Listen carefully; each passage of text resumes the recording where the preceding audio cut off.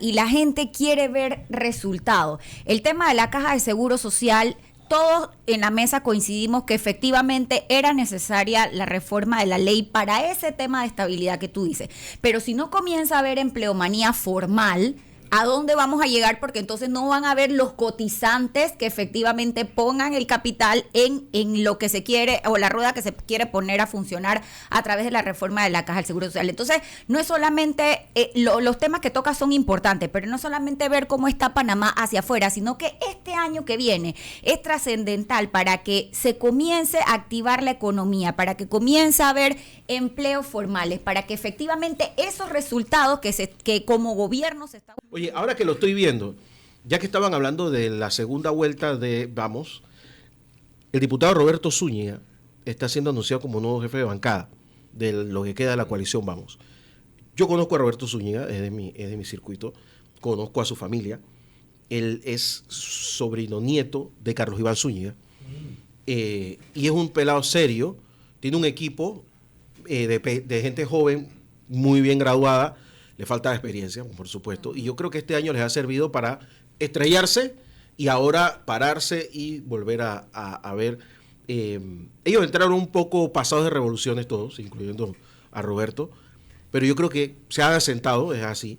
Así que yo estoy de acuerdo con Néstor, esta es como la segunda oportunidad de Vamos, de madurar, y yo creo que el golpe de la vez pasada, cuando querían todo, y si no querían todo, nada, se dieron cuenta de que incumplían su promesa de regenerar la política. Si no estás, no puedes hacer las cosas. Tienes que estar.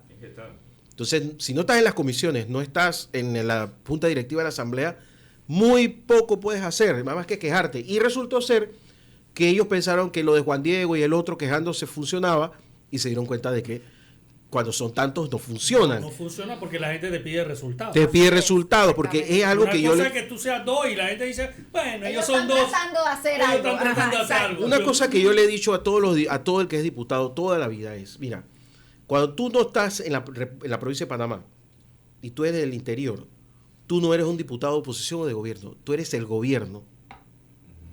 Tú eres el gobierno. Jorge Herrera, me estaba contando acá el profesor Hugo cuando llegó, que es representante de corregimiento, es alcalde y es diputado. Tiene 2-3 cargos. Él es el gobierno de Antón. Él. De Agua Dulce. De Agua Dulce, perdón. Él es el gobierno. Él. Hay un alcalde, él es el gobierno, porque él es el diputado, él es la persona visible. El tipo que puede conseguir el agua, que puede arreglar la calle, que puede conseguir que reparen las escuelas, que cuando venga el presidente se lo va a poner al lado. Maneja la pequeña liga de Agua Dulce. Todo. Entonces, no hay diputado de oposición en las áreas rurales, que es casi todo el país. Tú eres el gobierno, tú eres electo. Entonces, los de Vamos no lo entendieron. Ellos dijeron, bueno, somos a la oposición, y ahora vamos a la asamblea y vamos a legislar. Y afuera tenía la fila de gente que el taque del vaina, el 15 años de la hija, que se me murió el papá por segunda vez o tercera vez. Gente muy molesta. Gente que dice, bueno, ya que no me resuelves en la comunidad, vengo acá para que me resuelvas en algo, ¿no? Y que es lamentablemente lo que se ha acostumbrado en la Asamblea Nacional a los panameños, al que hay para mí. Y dicho esto, yo creo que hoy podríamos ver una agradable sorpresa o ya el fin de este sistema, porque sinceramente esto no va a aguantar. Como tengamos de nuevo una asamblea totalmente hostil al Ejecutivo, esto no va a resistir. Pero mira, yo voy a decir algo. Desde el punto de vista económico, este gobierno ha hecho cosas importantes. La decisión de integrar a Panamá a Mercosur, por lo menos como observador, es un primer paso. Mercosur es un mercado grande. Solo Brasil es un mercado de 200 millones de consumidores. Si le sumas Argentina, si le sumas Uruguay, si le sumas Paraguay, tienes un mercado grande, 300 millones de personas. Entonces, eso es importante. Pero yo le voy a dar un dato. Mire, la semana pasada Panamá hizo una emisión de bonos en Suiza. Y la tasa de esa emisión eran 1.000 millones de francos suizos. La tasa de esa emisión fue 2.36. Señores, cuando este gobierno comenzó hace un año, cuando iba finalizando el gobierno anterior, que se hizo el financiamiento para el cuarto puente, la tasa que se estaba pagando era más de 9%. Cuando usted dice que usted empieza con una tasa de 9% y ya usted está pagando una tasa de 2 punto 36, eso es que la confianza de los mercados internacionales regresó a Panamá. Eso no es casualidad. Eso se llama tener un ministro de Economía y Finanzas que puede hablar con los mercados, porque yo voy a ser sincero, no todos los ministros de Economía y Finanzas pueden hablar con los mercados y tener esa comunicación directa con los acreedores panameños, donde sea que estén. Y esta no va a ser la única emisión en moneda que no sean dólares. Y si ustedes están viendo lo que está ocurriendo con el financiamiento del tren a Chiriquí, se sorprenderían. Hay propuestas de Londres, Japón, Corea y ahora de Madrid. O sea, hay propuestas de financiamiento.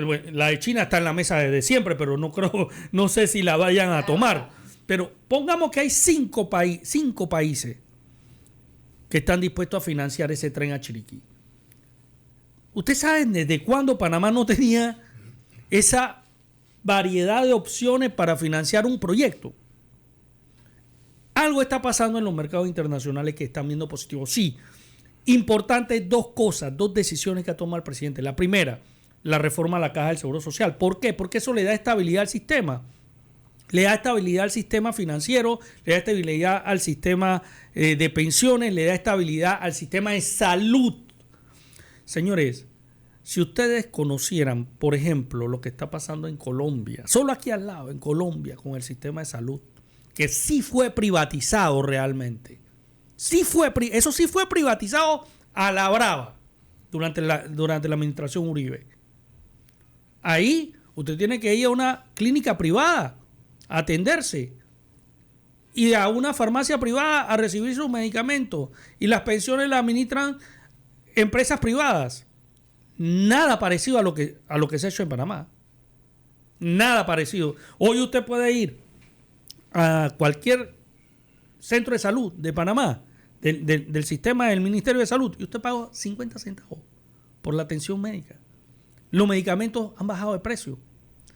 Y en el sistema de la Caja del Seguro Social, usted, que ya prepagó, no tiene que sacar ni un centavo. O sea, estas cosas, a veces nosotros los panameños tenemos un problema, que no nos vemos, no nos comparamos con lo que hay alrededor, pero tampoco nos vemos desde afuera. Y a mí, una de las cosas que me gusta de mi trabajo es poder conversar con inversionistas internacionales. Yo hace poco conversé con un empresario, un director, un presidente de una empresa que acaba de invertir 70 millones en energía fotovoltaica aquí en Santiago, una planta, 70 millones de dólares.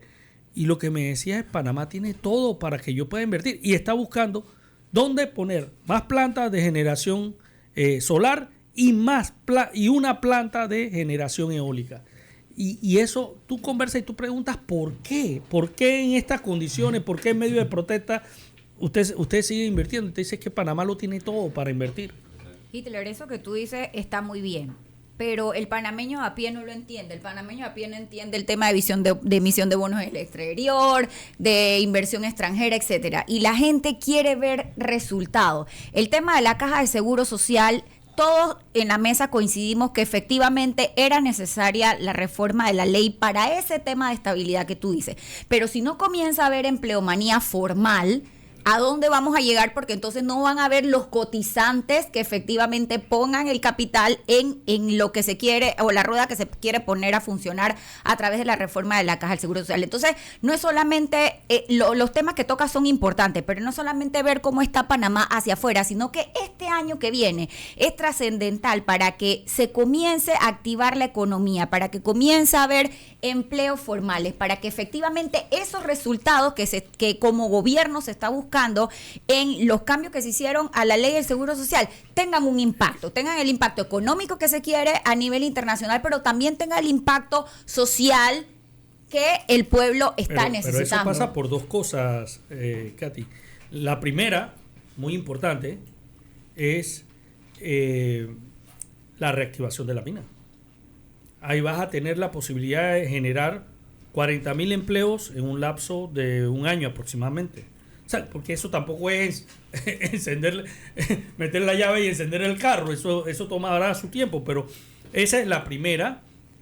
Y la segunda es el tren. Porque ese proyecto del tren va a generar empleo a lo largo del país. Recordemos que ese proyecto del tren se está pensando en trabajar en 2 frentes.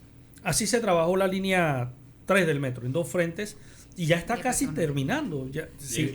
Es costoso por las indemnizaciones que va a haber que hacer en materia, porque pasa por terreno de muchos particulares. Ahora pero Guillermo ha dicho otra cosa, que aquí hay que seguir ampliando la red del metro. Mira, esto no se acaba con la línea 3. Ahí hay un tema bien interesante. Nosotros íbamos peligrosamente hacia un aumento muy grande de los intereses de las hipotecas de la vivienda. Sí, señor. Pareciera que con este tema del seguro social y de la ley y todas esas cuestiones se ha estabilizado un poco. Ya se hablaba hasta de intereses de 9% mensual. Nosotros llegamos a estar en 5.5 en hipotecas aquí hace unos años y ya las hipotecas estaban llegando a 7 y iban peligrosamente hasta incluso... No, hasta 7.5. Hasta 9.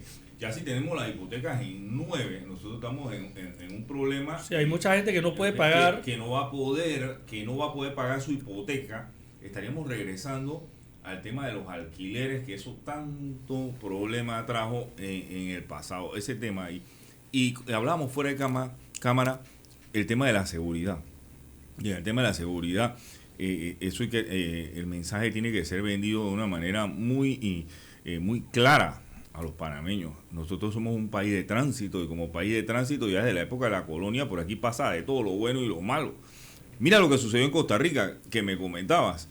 Específicamente una persona de muy alto perfil ha sido extraditado a los Estados Unidos por estar relacionado con actividades de crimen organizado, facilitando actividades de crimen organizado. ¿Cuántos de esos no hay en Panamá? ¿Qué es lo que el gobierno obviamente está haciendo un trabajo en lo que tiene que ver con la persecución efectiva del crimen organizado?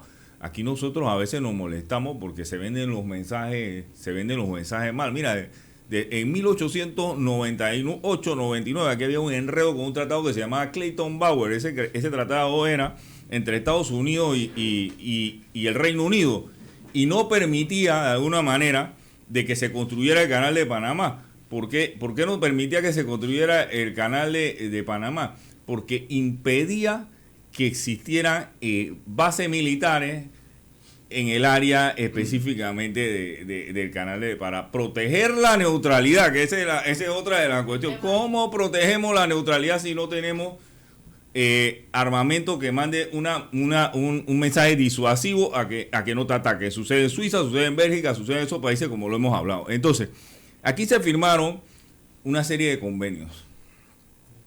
Yo no sé si son malos, si son buenos, pero lo cierto es que la difusión de la realidad no se le dio al ciudadano. ¿Cuál es la realidad? Que anteriormente se habían firmado convenios.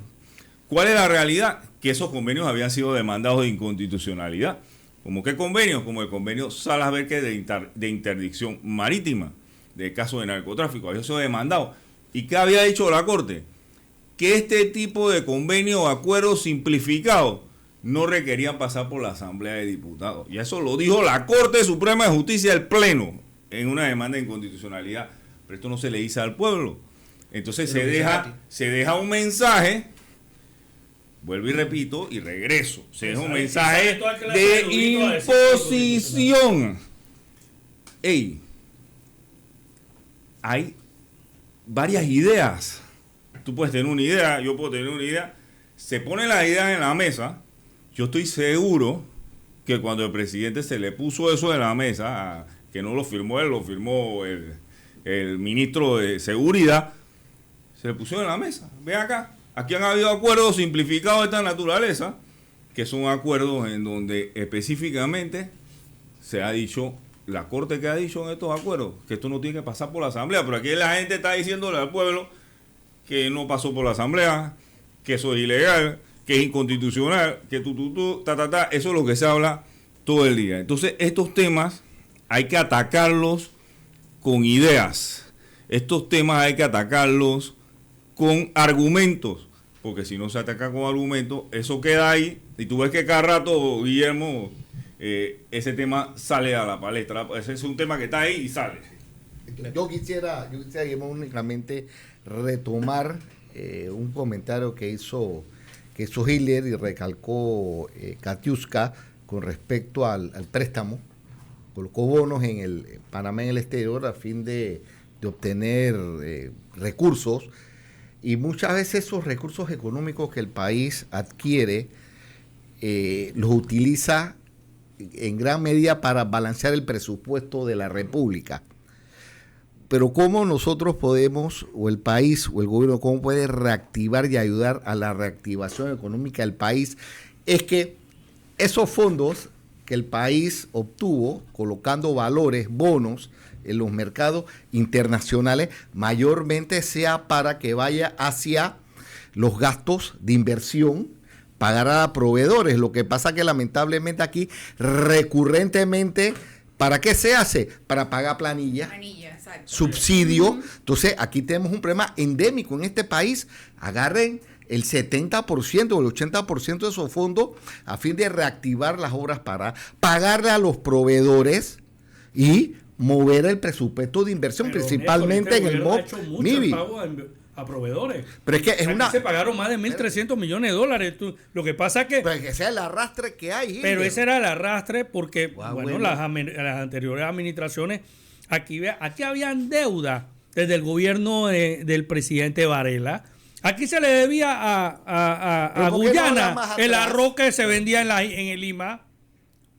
¿Tú tienes un problema con el presidente No Varela? tengo problema. Es más, tengo buena relación con el presidente Varela, pero hay que decir la verdad.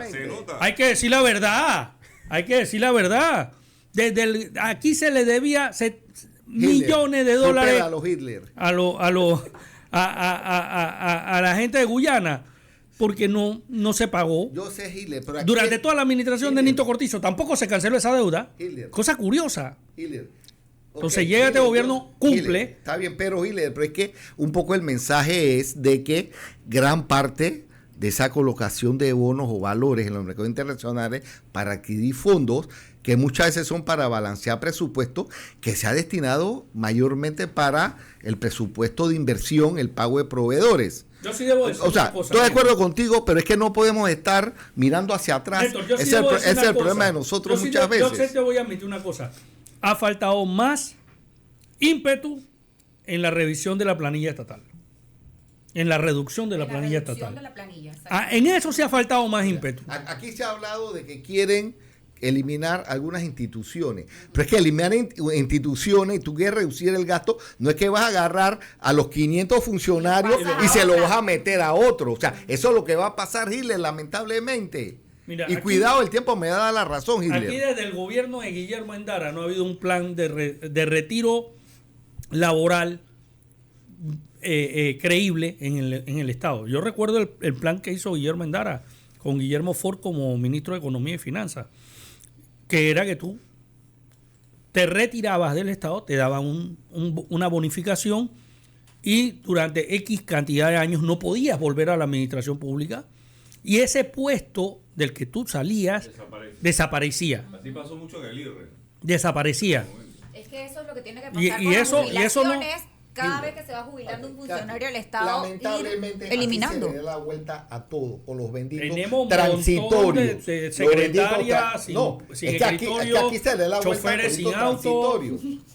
Y hay algo que sí, aquí hizo el exministro Dulcido de la Guardia, es poco a poco intentar eliminar el tema de los transitorios y que entraran regularmente a la planilla. Claro. Es un poco difícil. Pero hay que determinar si sí se necesita, porque mira, aquí tenemos, vuelvo y repito, tenemos nombrados decenas de secretarias, decenas de choferes que no tienen función, no tienen ni dónde sentarse. Y entonces resulta que nos faltan médicos, resulta que nos faltan especialistas, resulta que nos faltan docentes en áreas de difícil acceso. Entonces eso no tiene sentido. Eso no necesita tener cuartos de frente, Hitler, únicamente abrir plazas, poner los exámenes correspondientes para residentes en el Seguro Social, Ministerio de Salud. La cantidad de doctores recién graduados de las universidades aquí en Panamá están esperando que abran.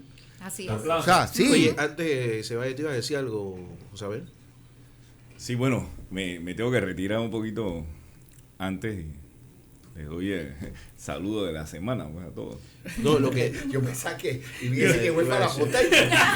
No. me están esperando en la asamblea. Voy para una audiencia. Oye, no, antes que te retires, o sea, no más que quería, porque vamos a la pausa.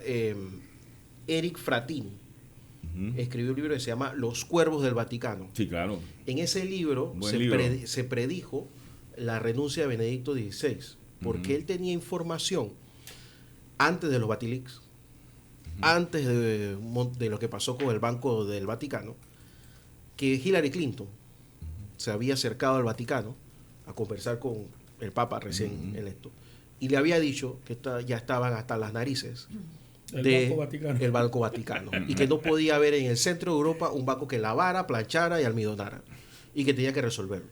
Pero eso venía desde 1982. O Estados Unidos iba a quebrar el banco el año siguiente. Aparecieron los Batilix, ustedes recuerdan. Claro. Pero ¿qué pasa? Estaba involucrado el secretario de Estado del Vaticano. Y a pesar del esfuerzo de Benedicto XVI, cuando él se dio cuenta de que le hicieron la cama a quien Benedicto XVI había puesto, pues terminó renunciando. Cayó después el secretario de Estado y cayeron un montón de gente. Pero Estados Unidos fue allá y les dijo, estamos hartos de una corrupción que no venía con él, venía desde antes, interna dentro del tema Vaticano. Y que se dijo tuvo relacionado con el presunto envenenamiento de Juan Pablo I. Todo tiene que ver. Yo estoy contando esto porque mucha gente no se ha dado cuenta. Las reuniones que ha tenido el presidente José Raúl Mulino con los funcionarios de Estados Unidos no han sido de 20 minutos. Han sido de 2 horas con Kristi Noem, 2 horas y media con el secretario de Defensa, casi 3 horas con Marco Rubio. Y los 3 se quedaron a dormir en Panamá 2 noches o 3 noches, o 4. O sea, lo que quiero decir es de que ha habido otras reuniones fuera de, y no necesariamente solamente con panameños. O sea, aquí se ha hablado de la corrupción que ha habido en el pasado y se ha señalado cosas. Y a Panamá, sin que me lo haya dicho a nivel del gobierno, yo creo que se le señalaron y en Estados Unidos le mandó a decir a Panamá, estamos hartos de ustedes. O ponen orden o esto se acaba. Y a este gobierno le tocó la mala, arreglar esto. Y eso es yo creo que eso ha sido un error del gobierno mantenerlo en secreto, porque vimos cómo la administración Trump le destrozó la agenda al gobierno panameño y nadie se explica por qué. ¿Por qué? Y es que si te fijas cómo ha ido Trump en los demás países, en todos los países donde se está metiendo es porque hay algún revolú que no está todavía desarmado. Ya tiene como 3 meses que Trump ni se acuerda de Panamá. Gracias a Dios. Pero no solamente Dios, también Dios necesita que uno lo ayude. Claro. Y este domingo estuvo el Marine Corps Band en la Plaza Herrera. Ha estado en Colón y estuvo en Veracruz. 5 días estuvo el banco. Mira, hasta los indígenas que dijeron que iban a romper con el Estado panameño se estaban atendiendo en el barco con los norteamericanos del imperio. Ahí con las muelas. O sea, lo que te quiero decir es que es que esos indígenas siempre han tenido excelente relación con los norteamericanos. Claro, pero entonces yo lo que te quiero decir es de que desde el movimiento Tule de 1925. Sí, señor. Ya la época de la Guerra Fría y de los agentes de seguridad, eso se tiene que acabar. El gobierno tiene que ser totalmente transparente, explicar, aquí vino este man y me dijo que si no arreglamos esto, porque esto, hay que decirlo, porque si no quedan el gran problema como los antinacionales, quedan como un mal gobierno, porque eso va a pasar. Y yo creo que de repente los gobiernos anteriores no se quiso hacer, para evitar precisamente esto, que les pasara estas cosas. No sé, yo quiero pensar que fue eso y no que colaboraron con el desastre. Así es. Quiero pensarlo. Pero estamos viendo de que el gobierno, este gobierno le tocó, y yo creo que cualquiera, si hubiera ganado Lombana, le hubiera tocado lo mismo, o Martín Torrijos le hubiera tocado lo mismo, y hubiera sido un desastre total, porque es que eso fue lo que se dejó. Y no es un solo gobierno, han sido varios gobiernos que han estado metiendo la pata, y ahora, pero a este gobierno tiene que quitarse de una vez por todas este velo de que todo tiene que ser secreto y no se puede decir, porque es que la gente necesita saber cuántos proyectos no están terminados, necesita saber cuánta plata se ha gastado en pago de intereses de cosas que no se terminaron, necesitamos saber por qué nosotros tenemos tantas escuelas que no están en orden, o sea, qué es lo que está pasando realmente en el país. Yo recuerdo haberse lo señalado a Laurentino Cortizo y hasta el propio Varela. Que todos comenzaban así porque el gobierno anterior es un desastre, pero eso no sirve para nada. Tú tienes que decirle a la gente, hey, no hay acueductos porque el proyecto tal no se hizo y la plata se perdió en manos de fulanito. Y aquí voy al Ministerio Público. Pero eso no se hace. Así es.